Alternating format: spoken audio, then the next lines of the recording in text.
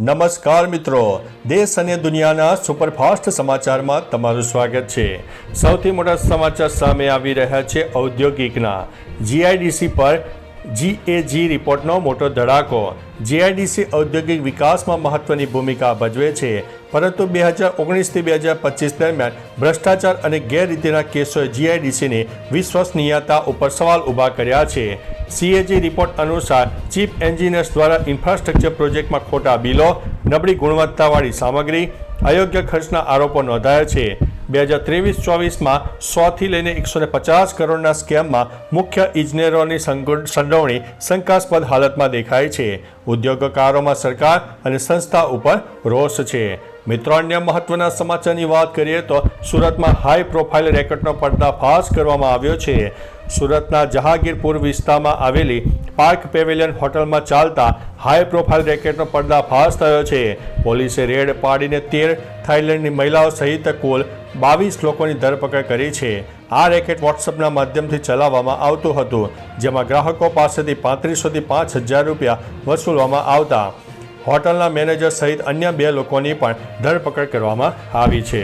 મિત્રો, અન્ય મહત્વના સમાચારની વાત કરીએ તો બાળકો ભલે અન્ય ભાષામાં ભણે, પણ તેને માતૃભાષાનું જ્ઞાન આપો। નમિતા શાહે ગુજરાતના ગાંધીનગરમાં મહાત્મા મંદિર ખાતે રાજ્યસભા સંમેલનમાં હાજરી આપી। શાહે જણાવ્યું કે ભારતીય રાજભાષાનું ભવિષ્ય ઉજ્જવળ છે અને તેમણે માતા પિતાને બાળકો સાથે માતૃભાષામાં વાત કરવા અને તેમને માતૃભાષા શીખવવા પ્રોત્સાહિત કર્યા છે।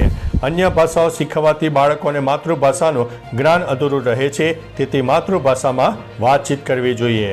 મિત્રો, અન્ય મહત્વના સમાચારની વાત કરીએ તો સરદાર સરોવર ડેમમાં પાણીની સપાટી વધી। સરદાર સરોવર ડેમમાં પાણીની સપાટી વધી છે, 136.40 મીટરે પહોંચી, જે સિઝનમાં 93% ભરાવો દર્શાવે છે। ઉપરવાસમાંથી 1.72 લાખ ક્યુસેક પાણીની આવક છે, જેના કારણે 10 દરવાજા 1.04 મીટર ખોલીને 1.41 લાખ ક્યુસેક પાણી નર્મદા નદીમાં છોડવામાં આવ્યું છે। હાલ 1,20,112 ક્યુસેક પાણી છોડાઈ રહ્યું છે, જેથી નીચાણવાળા વિસ્તારોમાં પાણી વધવાની આશંકા છે। 17 સપ્ટેમ્બરે મહત્તમ સપાટી સુધી ભરવાની તૈયારી છે, જો કે ઉપર વરસાદ રોકાયો છે।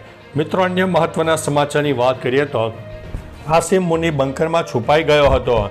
ઓપરેશન સિંદૂર દરમિયાન આસિમ મુનીર બંકરમાં છુપાયો હતો। તણાવ ખતમ થયા બાદ તેણે જનતાથી નજરથી બચવા માટે ફિલ્ડ માર્શલનું પદ મેળવ્યું। પૂર્વ લેફ્ટનન્ટ કાવલજીતસિંહ ઢોલનની માહિતી અનુસાર આ પગલાંનો મુખ્ય હેતુ તેને સુરક્ષિત રાખવો અને વર્તમાન રાજકીય અને સૈન્ય પરિસ્થિતિમાં વ્યૂહાત્મક લાભ મેળવવાનો હતો।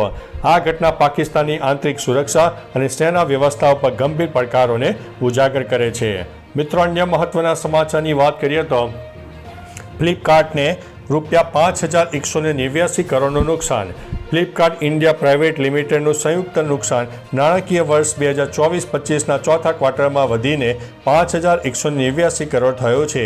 પાછલા નાણાકીય વર્ષ 2023-24માં ફ્લિપકાર્ટ ઇન્ડિયાનું નુકસાન 4248.3 કરોડ હતું। કંપનીએ નાણાકીય વર્ષ 2024માં કામગીરીમાંથી સંયુક્ત આવકમાં 17.3%નો વધારો નોંધાવ્યો, જે નાણાકીય વર્ષ 2023-24માં 70,541.9 કરોડથી વધીને 82,787.3 કરોડ થયો છે। મિત્રો, અન્ય મહત્વના સમાચારની વાત કરીએ તો વધુ પડતું પાણી પીવાના ગેરફાયદા।